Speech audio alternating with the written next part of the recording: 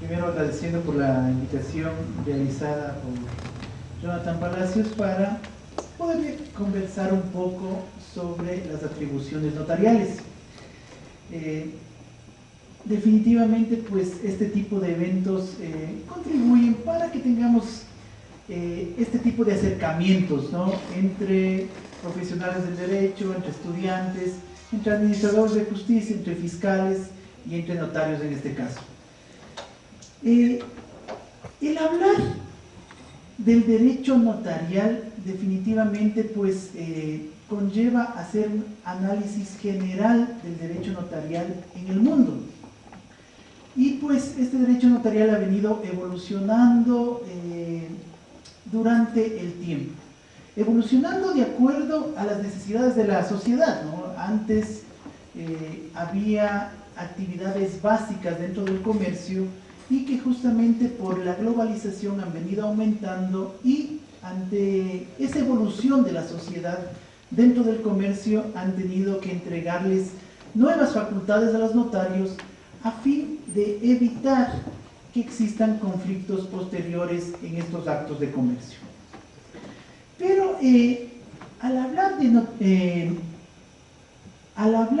de las atribuciones notariales, necesariamente tenemos que indicar que en el mundo existen tres tipos de sistemas notariales. Tres tipos de sistemas notariales. Hemos hecho unas diapositivas para hacer un poco más atractiva esta conversación, y vemos que tenemos tres: el sistema notarial latino, el sistema notarial anglosajón y el totalitario o administrativo. Estos tres tipos de sistemas, cada uno con sus características que le hace diferente al otro. Nuestro país se encuentra bajo el sistema notarial latino, que se diferencia del anglosajón. El anglosajón es el sistema notarial gringo que le conocemos, ¿no? En este caso, el notario en todos los países anglosajones no cumple una función de asesor, sino única y exclusivamente afirma y da fe de quién puso la firma en dicho documento, nada más. ¿Ya? Entonces, el notario anglosajón no lo redacta, no interpreta la necesidad de los requirientes, de los rogantes, sino simplemente dice: sí, él firmó este documento. Justamente por aquello, muchos de los documentos en estos países tienen un poco de falencias en la parte jurídica, porque no necesariamente están enmarcados dentro del ordenamiento jurídico de su país. Mientras tanto que el sistema notarial latino, al que pertenecemos nosotros, exige como un requisito fundamental que el notario sea un versado en derecho, ¿no? Bueno, así dice la doctrina al menos, ¿ya? Bajándole a la realidad, ¿qué es que el notario tenga un título de abogado?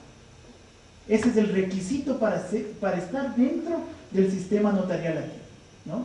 Y obviamente otras características que doctrinariamente lo hablan, que debe tener una alta calidad moral, gran conocimiento académico, gran capacidad de interpretación, porque ustedes saben que a la notaría, ¿qué llegan? Dicen: ¿saben qué, doctor? Tengo una casita y quiero darle a mi hijo.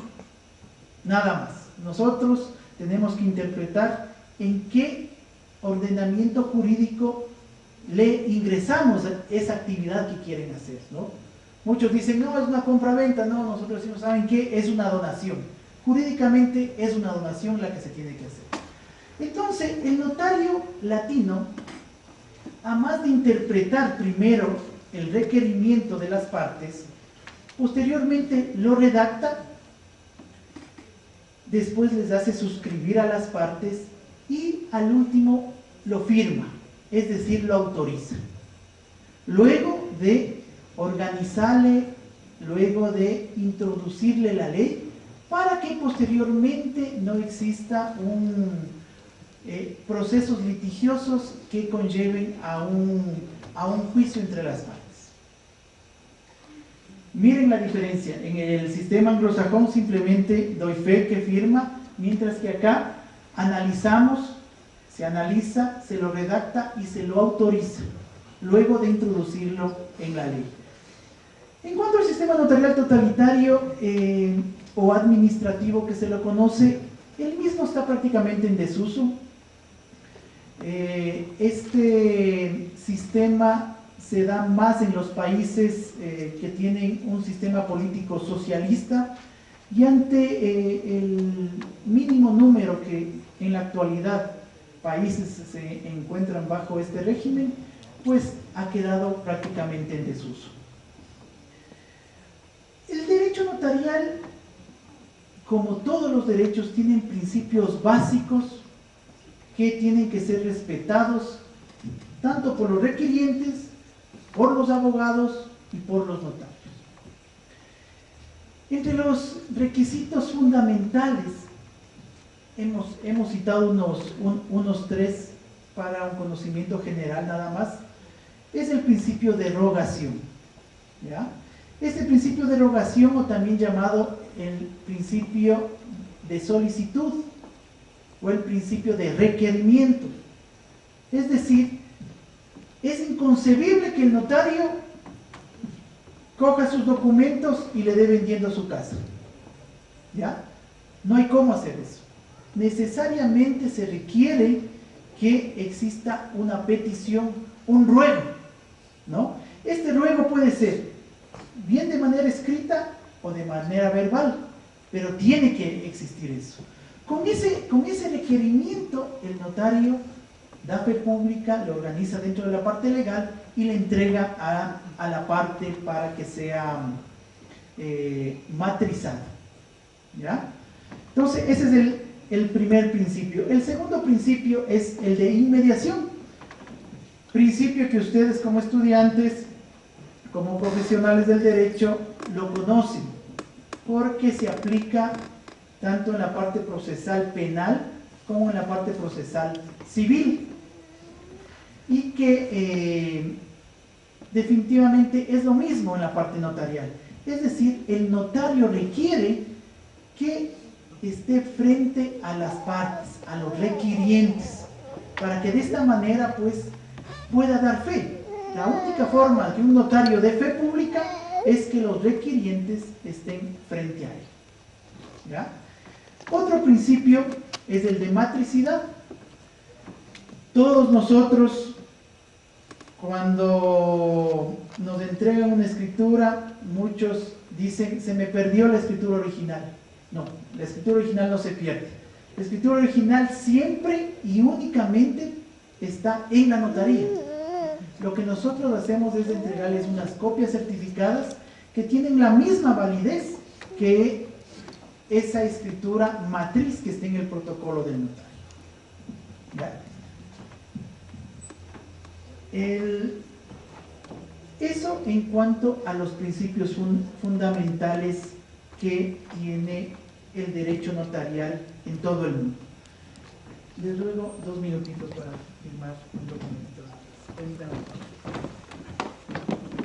Ya saber que nuestro país se encuentra dentro del sistema notarial latino, que el notario tiene que ser una persona versada en derecho, que el notario tiene que interpretar lo que requieren las partes, bajarlo a escrito, introducirlo en la ley y autorizarlo. Vemos que ahora el derecho notarial ha ampliado sus atribuciones.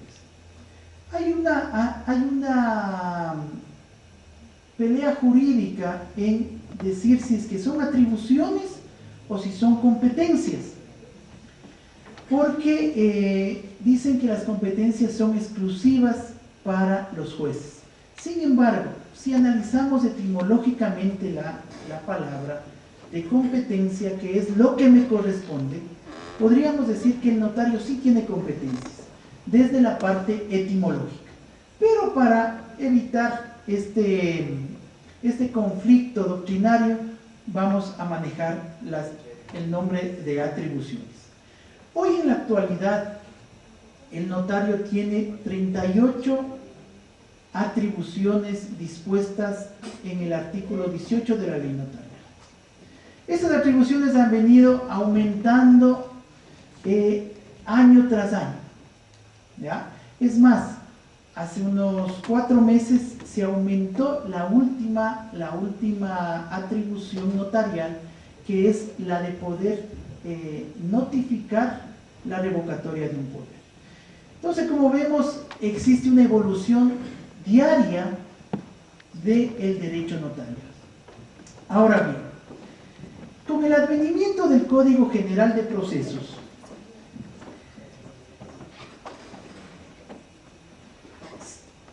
vuelve al derecho notarial muy poderoso, ¿ya? Porque entra en vigencia el Código Orgánico General de Procesos y aumenta una palabra al artículo 18 de la ley notarial, que habla de exclusividad, ¿ya? Al poner exclusividad, yo creo que fue el mayor avance dentro del derecho notarial que ha tenido nuestra legislación. Pues extrayó directamente, antes era facultativo ciertas actividades, ¿no? Por ejemplo, una información sumaria, un reconocimiento de firma y rúbrica, un divorcio, era facultativo. Entonces el usuario veía la necesidad si iba a parte jurisdiccional o se acercaba a la notaría. Con el COGEF, al introducir esta palabra de exclusividad, fortalece al derecho notarial y excluye de la parte jurisdiccional todos los trámites dispuestos en el artículo 18. ¿Ya? Y por eso he visto conveniente hablar de ciertas atribuciones que son las más comunes, las que más generan actividad notarial y que el abogado va a estar siempre ejecutando este tipo de actividades. Hemos visto el divorcio que es necesario hablar e indicar que el divorcio es una forma de dar por terminado el vínculo matrimonial. El divorcio tiene dos maneras, bien por causales o bien por mutuo consentimiento, ¿no es cierto? Las causales son netamente jurisdiccionales. Si alguien quiere divorciarse utilizando las causales dispuestas en la ley, tiene que acudir ante un juez. El juez pues calificará, llamará a audiencia, fijará alimentos y tenencia y visitas, y dictará sentencia. Pero ya en la parte notarial también se divide en dos partes el divorcio por mutuo consentimiento. Ya es una diferenciación la ley, si existe hijos o no.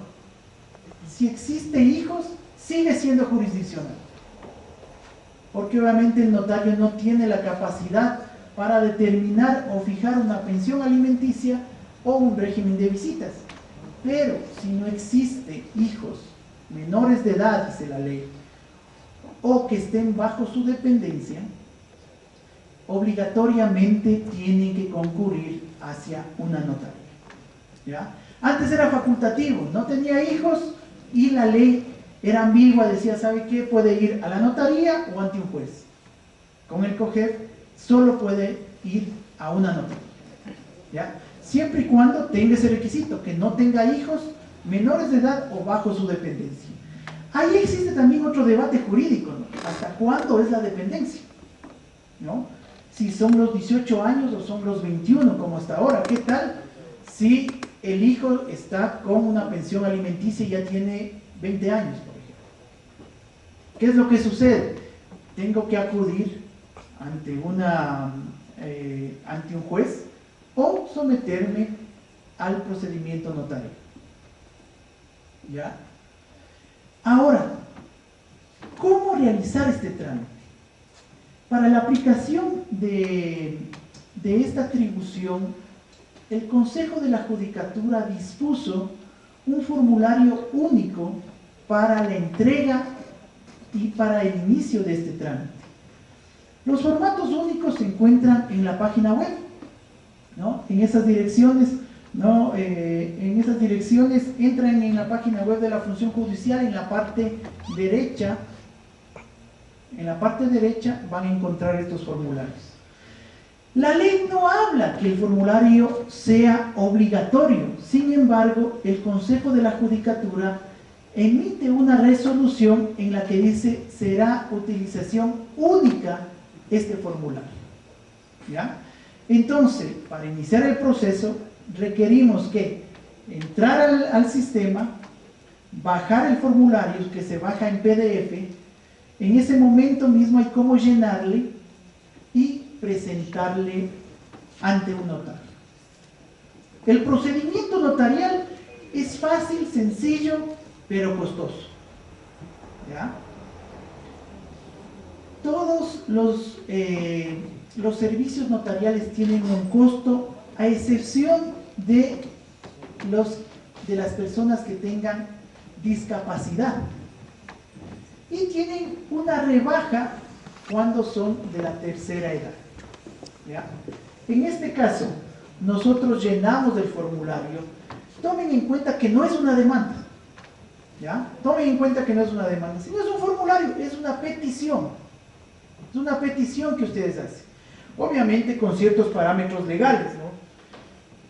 Recuerden que en el divorcio hay cómo presentarse por mis propios derechos o por medio de mi abogado, por medio de mi mandante, por medio de mi procurador judicial. El formulario podemos decir que está bien hecho, cubre todos esas necesidades que van a requerir. Hay que llenarlo de manera fácil. Y al último existe una declaración importante, que las partes indican bajo juramento que no tienen hijos bajo su dependencia. Esta declaración de alguna manera también se convierte en un salvavidas del notario, justamente para salvar esa pelea jurídica que les digo entre los 18 años y los 21. ¿Cierto? Si ya las partes vienen y declaran bajo juramento que no tienen menores de edad bajo su dependencia, pues el notario está autorizado para realizar. Y las consecuencias civiles, administrativas, penales, pues no llegarían al notario, sino directamente a la persona, a los requirientes que manifestaron bajo juramento que no tienen hijos bajo su dependencia. Algo importante también que se aumentó en este formulario es una declaración de estado de embarazo. Las partes requirientes indican que no tienen menores bajo su dependencia, pero en este caso la mujer declara que no se encuentra en estado de gravidez, es decir, que no está embarazada. ¿Por qué? Pese a que la ley no dice eso. Sin embargo, el notariado latino lo que quiere es justamente evitar que existan conflictos posteriores luego de un acto notarial. Entonces, ante la petición de la Federación de Notarios, se exigió que la mujer declare bajo juramento que no se encuentra en estado de embarazo. Tomando en cuenta que hoy por hoy el divorcio en notaría es de manera inmediata. Hoy presentan la solicitud, hoy reconocen firma y rúbrica y el día de mañana están divorciados. ¿Ya? Ese es el beneficio de utilizar el sistema notarial y no el judicial. Pese a que con la vigencia del COGEF los tiempos han mejorado ampliamente en cuanto a la agilidad y a la obtención de una sentencia. ¿Ya? Pero en notaría, si ustedes quieren divorciarse, lo pueden hacer en 2 días. Y máximo en 10. Ahí también es importante indicar que cuando entra el COGEF, no reforma la ley notarial. Y quedó un poco absurdo que un juicio contencioso de divorcio dure 15 días al menos según el texto de la ley, y un divorcio por mutuo consentimiento, sin hijos, dure más de 60 días. Sin embargo, eso ya lo corrigieron hace unos 6 meses, en enero, lo corrigieron, indicando que la audiencia de divorcio en vía notarial no podrá durar más de 10 días.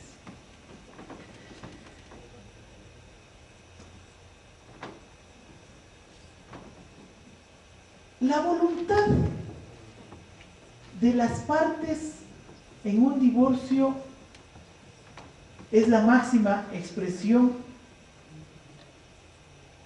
que el notario cuida en ese momento. Si las partes indican que no tienen hijos, si las partes indican que no está en estado de gravidez, la mujer en este caso, pues no existe ningún conflicto que el notario no pueda solucionar. Tomando en cuenta también que el matrimonio es un contrato, ¿no? Por ahí también viene la lógica. Yo tengo un contrato y ahora quiero deshacer ese contrato. Y por eso se ha creado esto del divorcio.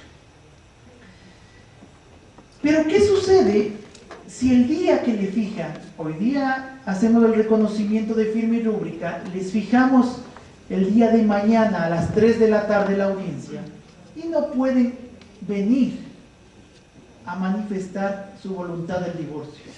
Es necesario nuevamente ingresar a la página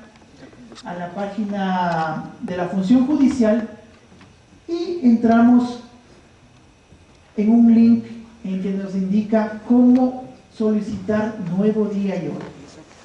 Ese nuevo día y hora tiene que ser reconocido nuevamente firma y rúbrica, y esto conlleva a un nuevo gasto y se fija nuevamente un día y hora para que ratifiquen su intervención. Este día y hora no podrá ser más de los 5 días posteriores a la primera fijación de audiencia. Eso en cuanto a la atribución del divorcio. Hasta ahí, ¿alguna pregunta? Ninguna, correcto. Espero que entiendo que todos han de haber entendido entonces. Ya. El COGEF nuevamente entrega una nueva atribución al notario, tratando también de descongestionar la actividad judicial, y es el desahucio. El desahucio en inquilinato. ¿El desahucio qué es? El desahucio simplemente es una notificación que una persona hace a la otra persona indicando que el contrato se acaba. ¿Ya? En cuanto al derecho laboral y en cuanto al derecho de inquilinato, ahí es donde se aplica. En derecho laboral se le indica, ¿sabe qué? Ya no necesito de sus servicios laborales. Es decir, le estoy haciendo un desahucio. En esa parte nosotros como notarios no nos metemos en eso, sino solo en la parte de inquilinato. ¿Ya? Le estamos diciendo, ¿sabe qué? Le arrendé por 2 años, su contrato se termina en diciembre del 2017 y señor arrendatario, gracias, no quiero seguirle arrendando.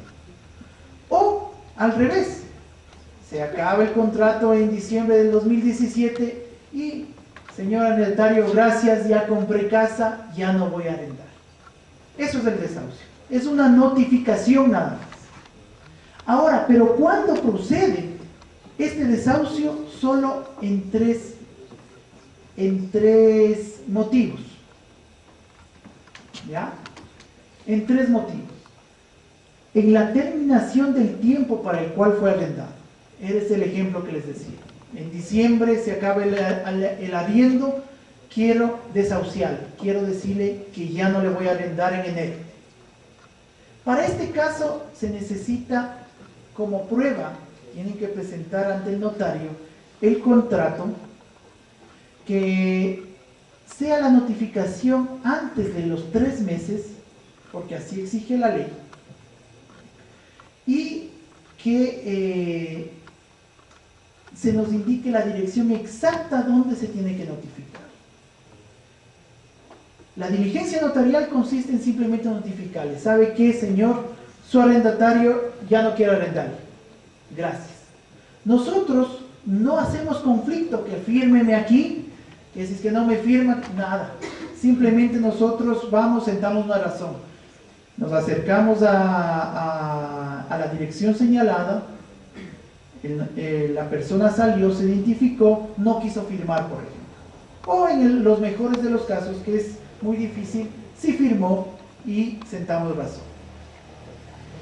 El otro motivo para realizar el desahucio es el traspaso de dominios.